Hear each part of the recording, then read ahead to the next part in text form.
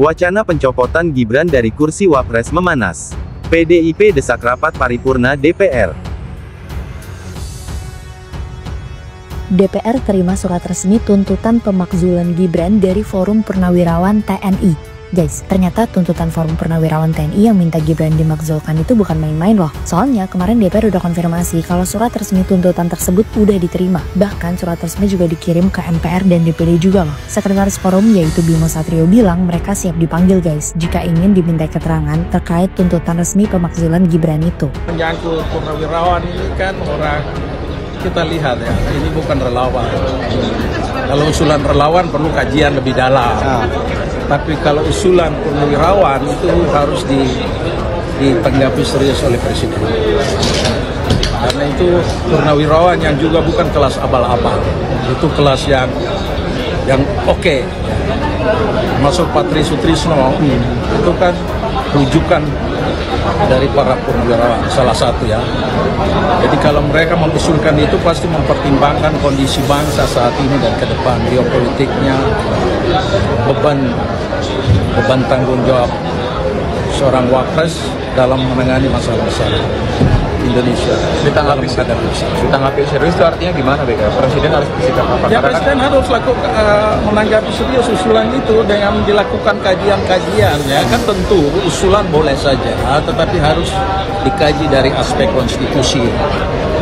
Memang kita sudah agak lambat sih, kemarin cuma PD Perjuangan sendiri yang bicara soal tabrak konstitusi itu, ya itu masalah.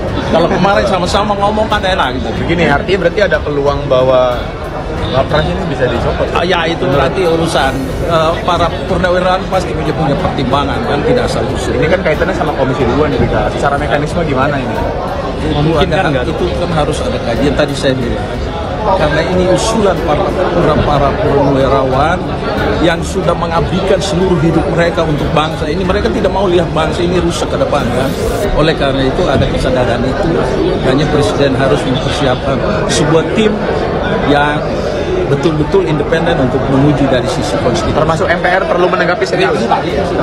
Ya, sudah betul itu. Para purnawirawan akhirnya mengambil langkah yang memungkinkan kita menguji demokrasi. Kan tetap langkah para purnawirawan ini untuk meminta proses pemakzulan Wakil Presiden Gibran itu sangat masuk akal. Karena masalahnya bukan sekedar ketidaksukaan personal, tetapi proses di belakang dilantiknya Gibran sebagai Wakil Presiden bermasalah secara etis. Dan itu yang kemudian jadi acuan bahwa sesuatu yang bermasalah secara etis itu artinya bermasalah juga secara hukum pada akhirnya kan. Kan tidak mungkin sesuatu yang secara etis bersih lalu hendak dilaporkan. Jadi karena ada problem etis, dan itu yang juga dinyatakan secara terang benderang oleh Ketua Dewan Etik waktu itu, Profesor Jimli Asidik, maka ada langkah untuk menampilkan langkah tampilan awal adalah soal etis ini nanti diproses di parlemen, di MPR. Jadi tetap sudah diambil satu sikap politik bahwa Wakil Presiden itu tidak punya kapasitas tuh. Soal pembuktian tidak ada kapasitas itu urusan belakangan, tetapi pintu masuknya sudah bisa diajukan tuh, dan itu adalah keluarga negara untuk mempersoalkan kepala negara atau wakil dan apa ini bukan kepala negara, wakil presidennya. Jadi langkah-langkah ini akan mendinamisir lagi politik Indonesia. Ya, kita menganggap bahwa membiasakan diri untuk bertengkar secara argumentatif di dalam soal-soal yang menyangkut kehidupan bernegara, bukan bertengkar secara personal. Saya secara pribadi bangga ya, berarti para purnawirawan ini akhirnya mengikuti saran saya untuk legislatif. Maksudnya, pernah menyarankan ya, saya pernah menyarankan dan mereka melakukan itu. Tapi dan saya juga secara pribadi menghargai, ya kan, ini bagian dari demokrasi, ya kan, ya sah-sah saja. Tapi apakah ini berguna buat bangsa kita? Ya harus kita pertanyakan kembali. Karena yang saya lihat saat ini sangat tidak mendesak ya, atau tidak ada urgensi ataupun tidak ada fakta-fakta hukum dan konstitusi yang dilanggar oleh baik Pak Prabowo dan Mas Gibran. Ya kan, jadi Tapi kan disebut di situ ada cacat hukum saat makanya. pemilihan. Saat apa ya proses? Makanya harus juga sama-sama kita pelajari benar-benar cacat hukumnya tuh di mana. Sedangkan kalau kita lihat hasil putusan MK nomor 90 itu sudah dinyatakan jelas-jelas adalah final and binding, gitu loh. Tidak bisa lagi siapapun di Republik ini untuk naik lagi untuk menggugat itu, udah nggak bisa, gitu loh. Kan prosedur pemakzulan itu pengajuan terhadap DPR. DPR nanti mengajukannya ke sidang MPR. Sidang MPR taruhlah misalnya menyetujuinya, lalu argumennya itu akan diuji di Mahkamah Konstitusi. Jadi tenang aja Bung Sylvester, apakah dalil-dalil yang dikemukakan oleh para jenderal ini atau mantan jenderal ini atau purnawirawan ini diterima hukum atau tidak? Nanti yang mengujinya itu Mahkamah Konstitusi lagi, gitu loh. Betul. Jadi sepanjang apapun kita nanti berdebat, nggak ada gunanya juga, karena kita nggak bisa memutuskan apakah argumen yang disampaikan oleh mantan jenderal ini atau apa namanya itu tepat atau tidak. Nah, mekanisme hukumnya nanti ada di Mahkamah Konstitusi. Nah, oleh karena itu pengajuan ini ya tinggal akan kita lihat secara politik, apakah direspon oleh partai-partai di DPR sebagaimana ketentuannya, lalu 2/3 dari mereka bersepakat untuk membahas pengajuan ini. Nanti tidak akan disepakati di paripurna dengan jumlah 2/3 untuk disepakati di MPR. Gitu. Ya. Dan dari sanalah nanti diuji ke Mahkamah Konstitusi argumen-argumennya. Ternyata Forum Purnawirawan Prajurit TNI ini serius menindaklanjuti pernyataan sikap yang berisi 8 poin itu. Di sini fokus pada poin ke-8, permintaan tentang usulan pemakzulan Wakil Presiden Gibran Rakabuming Raka. Suratnya ada 9 lembar. Ini surat tertanda 26 Mei 2025, kemudian diserahkan kepada DPR RI dan MPR RI dengan tanda terima tanggal 2 Juni 2025. Luar biasa, saya surprise. Ternyata Forum Purnawirawan Prajurit TNI ini sangat-sangat serius terkait dengan usulan pemakzulan Gibran Rakabuming Raka. Kalau kita baca dalam surat para senior TNI ini, ada kajian-kajian, ada pertimbangan-pertimbangan tentang dasar konstitusionalnya, kemudian ada TAP MPR, kemudian tentang argumentasi hukum, banyak hal yang disampaikan di sini, termasuk terkait dengan putusan MK. Juga ada kepatutan dan kepantasan, semuanya lengkap, termasuk masalah fufu-fafa. Ini juga dijadikan pertimbangan kepada MPR RI agar memproses impeachment atau pemakzulan kepada Gibran Rakabuming Raka. Tapi untuk alasannya seperti halnya cacat hukum saat ada di MK, Anda setuju? Kan sejak dari awal kita sudah mengatakan bahwa ada masalah berkenaan dengan pencalonan saudara Gibran. Cacatnya ya melalui putusan Mahkamah Konstitusi yang dianggap ada intervensi dalam konteks pemutusan itu, dan itu sudah dilakukan dengan apa namanya itu dengan meng-MK-MK-kan ketua MK saat itu Pak Anwar Usman. Itu satu.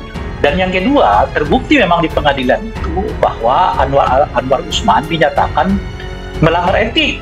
Nah, salah satu etik yang disebutkan juga di dalam surat dorongan pemakzulan yang dilakukan oleh mantan purnawirawan ini, yaitu ada konflik kepentingan antara saudara Gibran sebagai orang yang sedang diperjuangkan untuk masuk sebagai calon wakil presiden melalui judicial review itu, gitu ya, dengan Anwar Usman sebagai hakim Mahkamah Konstitusi, gitu.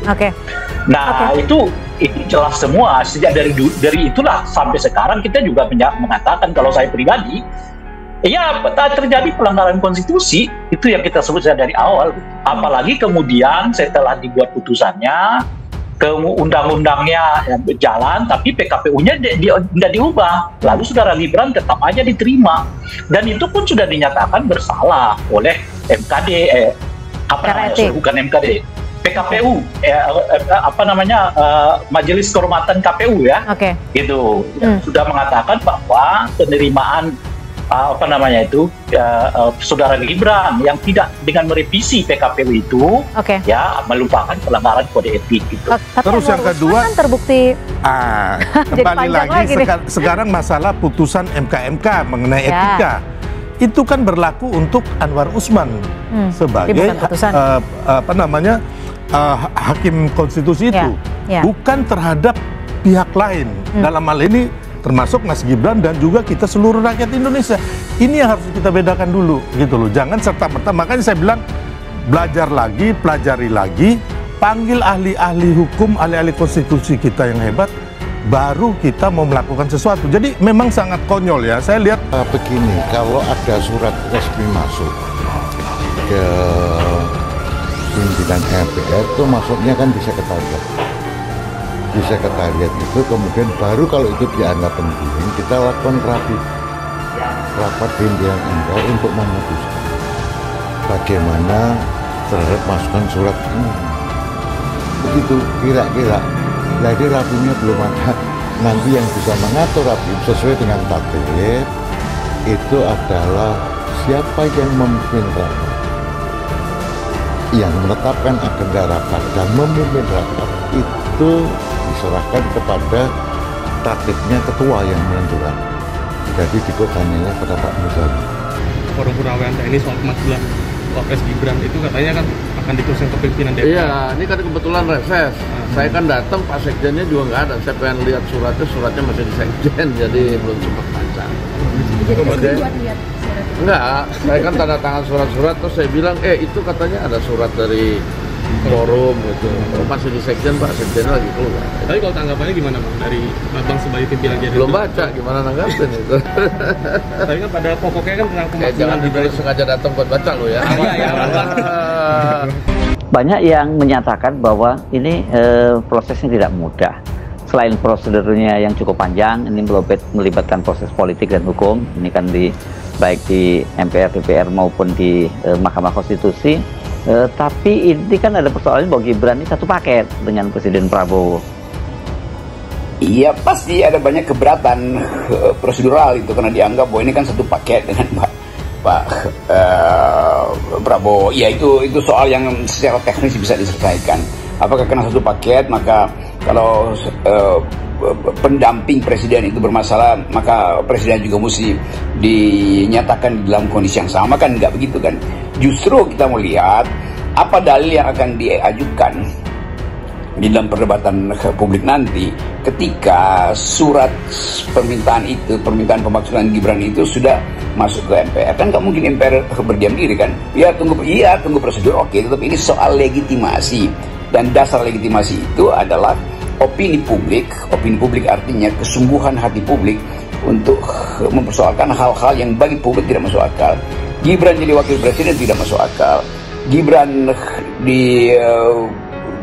disodorkan lalu dimanipulasi melalui Mahkamah Konstitusi, itu sangat tidak masuk akal. Jadi tentu Pak Jokowi akan dimintain keterangan, dan proses-proses semacam ini kita mesti anggap sebagai proses yang nggak berbahaya, karena justru kita ingin tidak ada flag, tidak ada goresan di dalam demokrasi kita. Sejak Gibran dinyatakan sebagai wakil presiden, justru banyak goresan di situ, karena kedudukan beliau itu dihasilkan dengan cara-cara yang oleh pikiran publik itu dianggap tidak layak, tidak fit and proper dengan tata cara bernegara yang benar dan baik. Jadi yang menarik sebetulnya dari peristiwa ini ya, karena kita belum mendengar penolakan yang kuat, ketat ya dari para pendukung koalisinya Gibran terkait dengan masalah ini. Bahkan presiden sekalipun seperti tidak memberi sinyal bahwa yang beliau menolak rencana keinginan dari para purnawirawan untuk mengajukan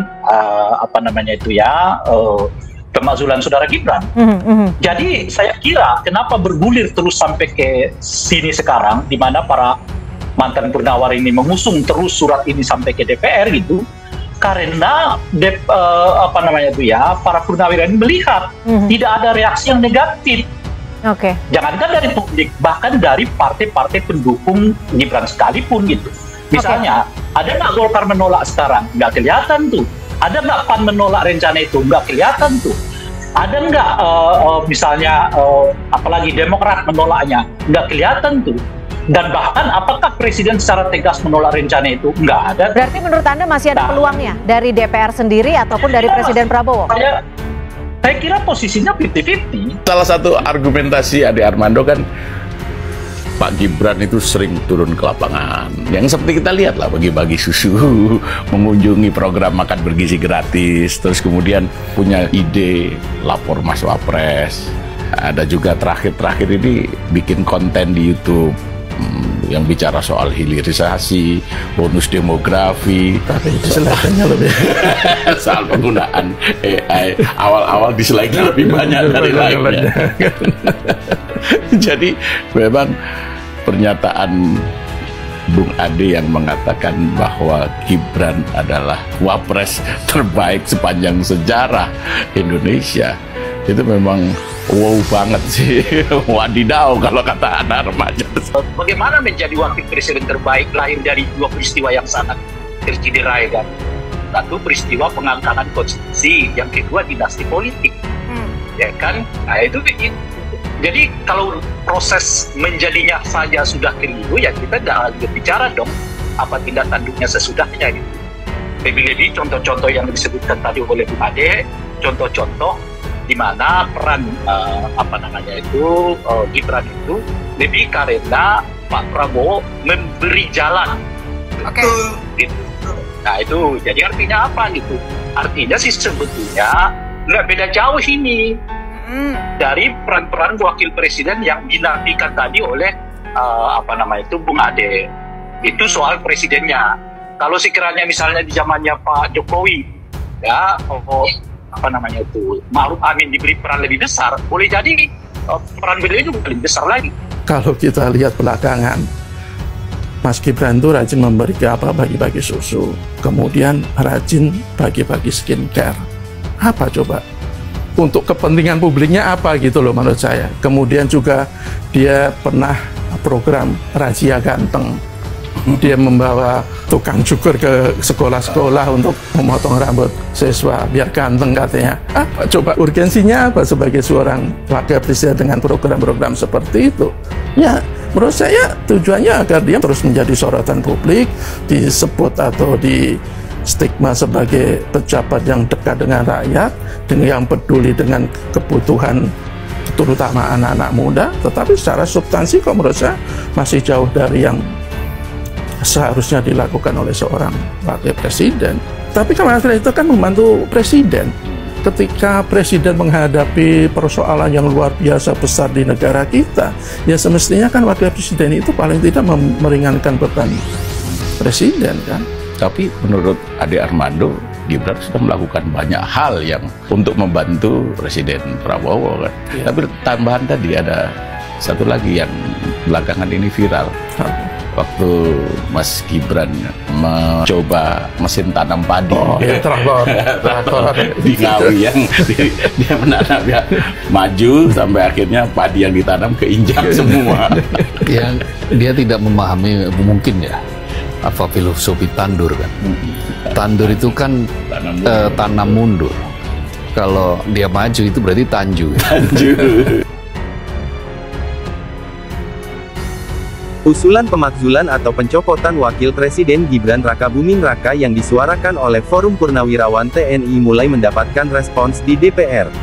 Anggota DPR dari fraksi PDIP, Andreas Hugo Pareira, menilai bahwa surat desakan dari para purnawirawan tersebut perlu dibacakan dalam rapat paripurna DPR. Menurut Andreas, prosedur ini telah diatur dengan jelas dalam Pasal 7 UUD 1945.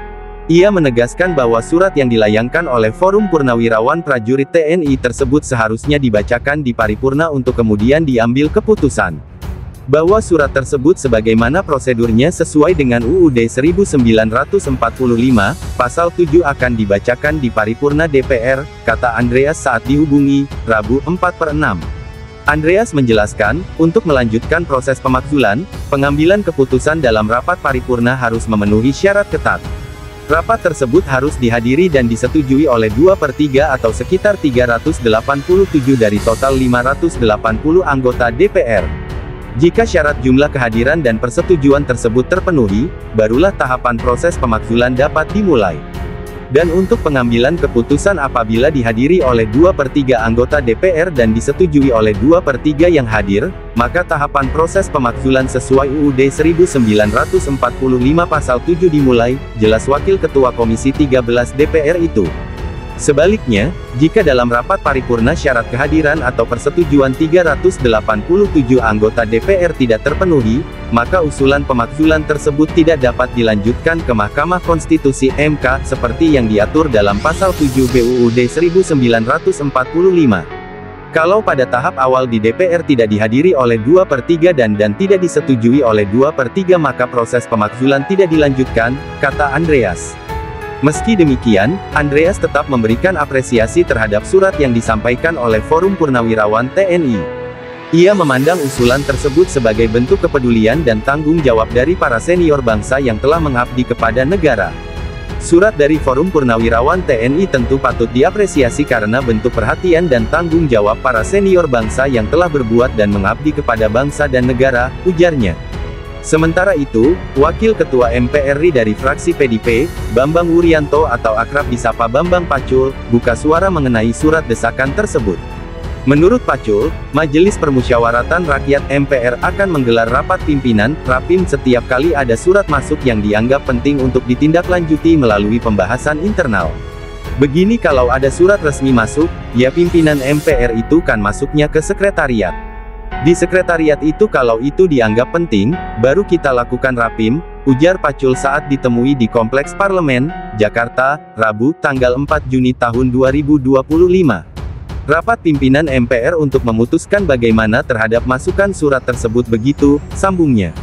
Meski demikian, Pacul menegaskan bahwa hingga saat ini belum ada informasi mengenai jadwal rapim untuk membahas surat tersebut. Ia juga belum bisa memastikan apakah surat dari Forum Purnawirawan TNI itu sudah resmi sampai ke meja pimpinan MPR.